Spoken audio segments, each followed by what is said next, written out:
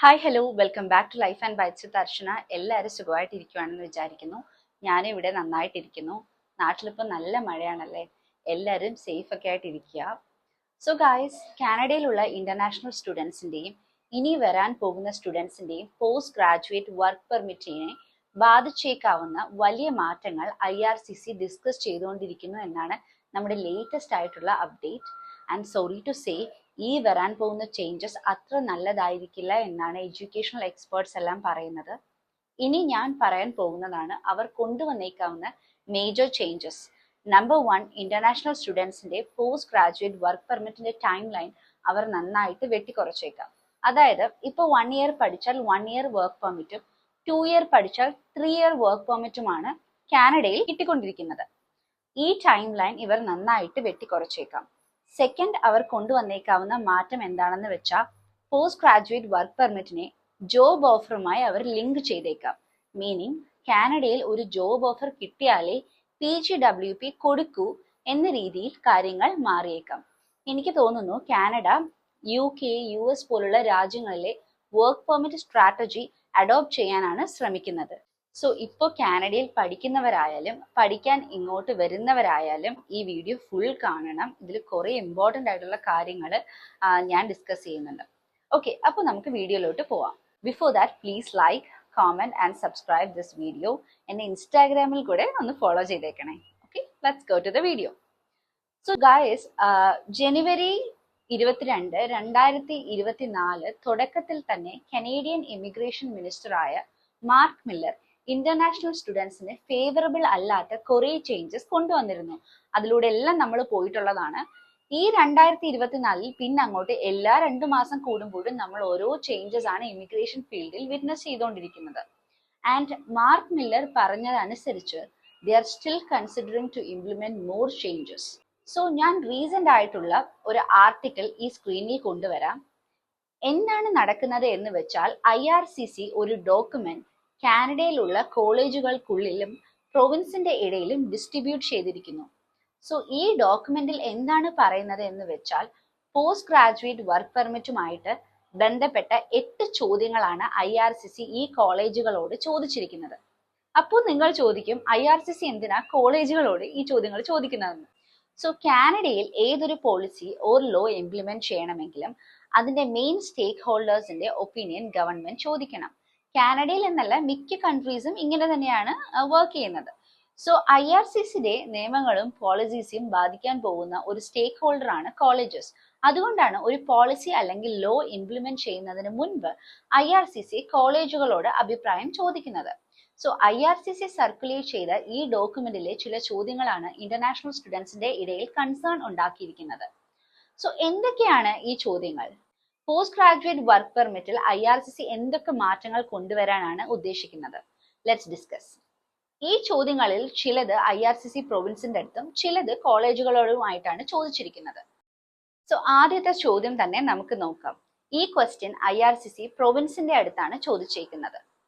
കാനഡയിൽ ഷോർട്ടേജ് ഉള്ള ഒക്കുപേഷൻ കാറ്റഗറിയിൽ മാത്രം PGWP കൊടുക്കുവാണെങ്കിൽ പ്രൊവിൻസുകളിൽ ഇപ്പോൾ തൊഴിലാളികളെ കിട്ടാത്ത തൊഴിൽ മേഖല ഏതൊക്കെയാണെന്നാണ് ഫസ്റ്റ് ക്വസ്റ്റ്യൻ. അതായത് IRCC പ്രൊവിൻസുകളോട് ഡയറക്റ്റ് ആയി ചോദിക്കുവാണ് അവരുടെ പ്രൊവിൻസിൽ ജോലിക്ക് വേണ്ടിയിട്ട് ആൾക്കാരെ കിട്ടാത്ത തൊഴിൽ മേഖല ഏതാണെന്ന്. ഇതിൽ നിന്ന് IRCC എന്താണ് ഉദ്ദേശിക്കുന്നത് എന്ന് നമുക്ക് മനസ്സിലാവും. ഭാവിയിൽ PGWP ലേബർ ഷോർട്ടേജ് ഉള്ള ഫീൽഡിൽ പഠിച്ചിരിക്കുന്നവർക്ക് മാത്രം IRCC കൊടുത്തേക്കാം. അല്ലെങ്കിൽ ലേബർ ഷോർട്ടേജ് ഉള്ള ഫീൽഡിൽ ജോബ് ഓഫർ കിട്ടുന്നവർക്ക് മാത്രം IRCC PGWP കൊടുത്തേക്കാം. ഇതിൽ നിന്ന് ഇനി വരാൻ പോകുന്ന കുട്ടികൾ എന്താ മനസ്സിലാക്കേണ്ടത് എന്ന് വെച്ചാൽ, കോഴ്സ് ചൂസ് ചെയ്യുമ്പോൾ ആദ്യം കാനഡയിലെ ലേബർ മാർക്കറ്റ് പഠിക്കുക. ഇവിടെ ഷോർട്ടേജ് ആയിട്ടുള്ള സ്കിൽസ് ഏതൊക്കെയാണെന്ന് റിസർച്ച് ചെയ്യുക. അത് ഡയറക്റ്റ് ആയിട്ട് പറയുന്ന ഷോർട്ടേജ് ആയിട്ടുള്ള സ്കിൽസ് ഉള്ള ജോലികൾ പറയുന്ന വെബ്സൈറ്റ്സ് ഉണ്ട്. അത് നിങ്ങൾക്ക് ചുമ്മാ കാനഡയിൽ ഷോർട്ടേജ് ആയിട്ടുള്ള ജോലികൾ എന്നൊന്നും ജോബ്സ് എന്നൊന്ന് ടൈപ്പ് ചെയ്ത് കൊടുത്താൽ മതി. You will get so many search results. അത് നന്നായിട്ട് കമ്പൈൽ ചെയ്ത് അതിൽ നിന്ന് നിങ്ങൾ കുറച്ച് ഫീൽഡ്സ്, അതായത് ഇനി ഭാവിയിൽ കാനഡയിൽ ലേബർ ഷോർട്ടേജ് ഉണ്ടായേക്കാവുന്ന ഫീൽഡ്സ് സെലക്ട് ചെയ്ത് അത് നിങ്ങൾ ഷോർട്ട് ലിസ്റ്റ് ചെയ്ത് അതുമായിട്ട് ബന്ധപ്പെട്ട കോഴ്സുകൾ പഠിക്കാൻ തീരുമാനിച്ചാൽ ഇത് ഇങ്ങനൊരു ചേഞ്ച് ഭാവിയിൽ വന്നാൽ പോലും നിങ്ങളെ അത് വലുതായിട്ട് എഫക്ട് ചെയ്യില്ല. ഇനി അടുത്ത ചോദ്യം എന്താണെന്ന് നോക്കാം. ഇപ്പോൾ നമുക്ക് അറിയാവുന്ന പോലെ 1 ഇയർ പഠിച്ചാൽ 1 ഇയർ വർക്ക് പെർമിറ്റ് ആണ് കാനഡയിൽ കൊടുക്കുന്നത്. 2 ഇയർ പഠിച്ചാൽ 3 ഇയർ വർക്ക് പെർമിറ്റ് കാനഡയിൽ കൊടുക്കും. പക്ഷെ IRCC പറയുവാണ് ഈ കണ്ടീഷൻസ് ഒക്കെ മാറ്റിയിട്ട് എല്ലാ സ്റ്റുഡൻസും പഠിച്ചിറങ്ങി കഴിഞ്ഞാൽ അവർക്ക് 1 year work permit, 1 year post graduate work permit കൊടുത്തേക്കാം. പക്ഷെ ഒരു വർഷത്തിനു ശേഷം അവർക്ക് ഈ വർക്ക് പെർമിറ്റ് എക്സ്റ്റെൻഡ് ചെയ്യണമെങ്കിൽ ഒക്കുപേഷണൽ ഷോർട്ടേജ് കാറ്റഗറിയിലുള്ള ഒരു ജോലിയിലെ ജോബ് ഓഫർ കിട്ടണം. ഇങ്ങനൊരു പോളിസി കൊണ്ടുവരുന്നതിനെ പറ്റി കോളേജസിനോടും പ്രൊവിൻസിന്റെ അടുത്തും അഭിപ്രായമാണ് IRCC സെക്കൻഡ് ക്വസ്റ്റ്യനിൽ ചോദിക്കുന്നത്. ഇത് UK, US പോലുള്ള രാജ്യങ്ങളുടെ സ്റ്റുഡന്റ് ഇമിഗ്രേഷൻ സിസ്റ്റത്തിനെ റിഫ്ലക്ട് ചെയ്യാനാണ് കാനഡ നോക്കുന്നത്. അവിടെയും ജോബ് ഓഫർ കിട്ടുവാണെങ്കിൽ മാത്രമാണ് PGWP എക്സ്റ്റെൻഡ് ചെയ്ത് കൊടുക്കുള്ളൂ. ഇനി തേർഡ് ക്വസ്റ്റ്യൻ നോക്കുവാണെങ്കിൽ IRCC പറയുവാണ് 1 ഇയർ PGWP മാത്രമേ ഞങ്ങൾ കൊടുക്കാൻ ഉദ്ദേശിക്കുന്നുള്ളൂ. ഇനി 1 ഇയറിന് ശേഷം സ്റ്റുഡൻസ് വാലിഡ് ആയിട്ടുള്ള ജോബ് ഓഫർ കിട്ടിയാൽ വർക്ക് പെർമിറ്റ് എക്സ്റ്റെൻഡ് ചെയ്ത് കൊടുത്തേക്കാം. ഈ തേർഡ് ക്വസ്റ്റ്യനിൽ അവർ ചോദിക്കുവാണ് PGWP എക്സ്റ്റൻഷൻ കൊടുക്കാൻ വാലിഡ് ആയിട്ടുള്ള ജോബ് ഓഫർ മാത്രം കൺസിഡർ ചെയ്താൽ മതിയോ, അതോ 1 ഇയർ കഴിഞ്ഞതിന് ശേഷം വീണ്ടും ലാംഗ്വേജ് ടെസ്റ്റ്, അതായത് IELTS ടെസ്റ്റും മറ്റും സ്റ്റുഡൻസിനെ കൊണ്ട് വീണ്ടും പ്രൊഡ്യൂസ് ചെയ്യിക്കണം എന്നാണ് IRCC പ്രൊവിൻസിന്റെ അടുത്തും കോളേജസിന്റെ അടുത്തും ചോദിച്ചിരിക്കുന്നത്. ലാസ്റ്റ് ക്വസ്റ്റ്യൻ IRCC ചോദിക്കുന്നത് ഈ പറഞ്ഞ ചേഞ്ചസ് ഉടനെ ഇംപ്ലിമെന്റ് ചെയ്യുവാണെങ്കിൽ അത് കാനഡയിൽ ഉള്ള ഇപ്പോൾ പഠിച്ചുകൊണ്ടിരിക്കുന്ന സ്റ്റുഡൻസിനെ അഫക്ട് ചെയ്യുന്ന രീതിയിൽ ഇംപ്ലിമെന്റ് ചെയ്യണോ, അതോ ഇനി വരാൻ പോകുന്ന ഇൻടേക്കിലുള്ള സ്റ്റുഡൻസിനെ മാത്രം അഫക്ട് ചെയ്തേക്കാവുന്ന രീതിയിൽ ഇംപ്ലിമെന്റ് ചെയ്താൽ മതിയോ എന്നാണ് ലാസ്റ്റ് ആയിട്ട് IRCC ചോദിക്കുന്നത്. അത് കുറച്ച് സീനായിട്ടുള്ള കാര്യമാണ് അല്ലെ. അതായത് ഇപ്പൊ പഠിച്ചുകൊണ്ടിരിക്കുന്ന സ്റ്റുഡൻസിന്റെ മേലിൽ പെട്ടെന്ന്, അതായത് 2 വർഷത്തുള്ള കോഴ്സ് പഠിച്ചാലും നിങ്ങൾക്ക് 3 വർഷത്തുള്ള പോസ്റ്റ് ഗ്രാജുവേറ്റ് വർക്ക് പെർമിറ്റ് ഞങ്ങൾ തരില്ല, നിങ്ങളൊരു ജോബ് ഓഫർ കൊണ്ട് വന്നേക്കണമെന്ന് പറഞ്ഞാൽ ഇന്നത്തെ സാഹചര്യത്തിൽ അങ്ങനെ ഒരു ജോബ് ഓഫർ പെട്ടെന്ന് കണ്ടുപിടിക്കാൻ ഇവിടുത്തെ സ്റ്റുഡൻസിന് പറ്റിയൊന്നും വരില്ല. സോ ഇനി വരാനിരിക്കുന്ന സ്റ്റുഡൻസിന്റെ മാത്രം ഇൻക്ലൂഡ് ചെയ്ത് കാനഡ ഈ പോളിസി ചേഞ്ച് കൊണ്ടുവരണം എന്നാണ് എൻ്റെ ഒരു അഭിപ്രായത്തിൽ എനിക്ക് പറയാനുള്ളത്. I don't have A say in this policy or anything, but I am just saying. കാരണം എന്ന് വെച്ചാൽ ഇങ്ങനൊരു മാറ്റം കാനഡയിൽ വന്നിട്ടുണ്ട് എന്ന് അറിഞ്ഞിട്ട് വരുന്ന കുട്ടികളാണെങ്കിൽ they are expecting this right. അല്ലെങ്കിൽ ഇവിടെ പഠിച്ചുകൊണ്ടിരിക്കുന്ന കുട്ടികളാണെങ്കിൽ പെട്ടെന്ന് അവർക്കൊരു സഡൻ ചേഞ്ച് വരുമ്പോൾ അവർക്കത് ഉൾക്കൊള്ളാൻ പറ്റി എന്ന് വരില്ല. സോ ഈ ക്വസ്റ്റ്യൻസ് ഒക്കെയാണ് IRCC പ്രൊവിൻസുകളോടും DLA ലിസ്റ്റുകളോടും അടുത്ത PGWPയിൽ വലിയ ചേഞ്ചസ് വരുത്തുന്നതിന് മുന്നേ ചോദിച്ചിരിക്കുന്നത്. ഈ ചോദ്യങ്ങളോട് പ്രൊവിൻസിന്റെയും കോളേജസിന്റെയും അപ്രോച്ച് എങ്ങനെയാണെന്ന് ബേസ് ചെയ്തിരിക്കും ഇനി വരാൻ പോകുന്ന പല മാറ്റങ്ങളും.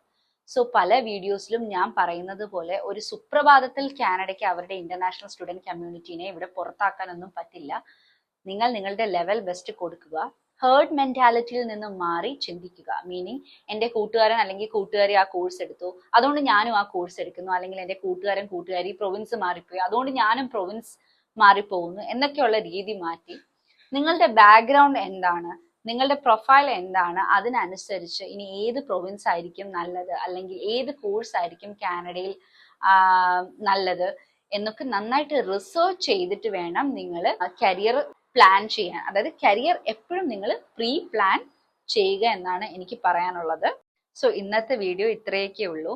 ഇനി നിങ്ങൾക്ക് വേറെ എന്തെങ്കിലും ടോപ്പിക്സ് അറിയാനോ കേൾക്കാനോ ഉണ്ടെങ്കിൽ ജസ്റ്റ് കമന്റ് ബിലോ. പിന്നെ നിങ്ങൾ കാനഡയിൽ വന്നിട്ട് ഒരുപാട് നാളായി, ഇതുവരെ ഇവിടെ ജോലിയൊന്നും കിട്ടുന്നില്ലെങ്കിൽ അത് ചിലപ്പോൾ നിങ്ങളുടെ റെസ്യൂമയുടെ ഒക്കെ കുഴപ്പമായിരിക്കാം. നമ്മളുടെ ടീം ഒരു റെസ്യൂമെ സർവീസ് ഒക്കെ ചെയ്തു കൊടുക്കുന്നുണ്ട്. അങ്ങനെ നിങ്ങൾക്ക് റെസ്യൂമെ സർവീസ് വല്ലതും വേണമെങ്കിൽ archana madhu150@gmail.com എന്നതിൽ ഒന്ന് ഇമെയിൽ ചെയ്യുക. ഒരു മിനിമം ബേസിക് ചാർജിൽ നമ്മൾ ATS ഫ്രണ്ട്ലി റെസ്യൂമേസ് ചെയ്ത് കൊടുക്കുന്നുണ്ട്. അപ്പോൾ ഇന്നത്തെ വീഡിയോ അത്രയൊക്കെ ഉള്ളൂ. നിങ്ങൾ ലൈക്ക് ചെയ്യണം, കോമന്റ് ചെയ്യണം, ഇനി ഇംപ്രൂവ് ചെയ്യാനുള്ള ടിപ്സ് വല്ലതും ഉണ്ടെങ്കിൽ അത് പറയണം. അപ്പോൾ അത്രയൊക്കെ ഉള്ളൂ. ഞാൻ നേരത്തെ പറഞ്ഞ പോലെ മഴയൊക്കെയാണ്, നാട്ടിൽ എല്ലാവരും സേഫ് ആയിട്ടിരിക്കുക. Until next video, it's Archana signing off. Bye.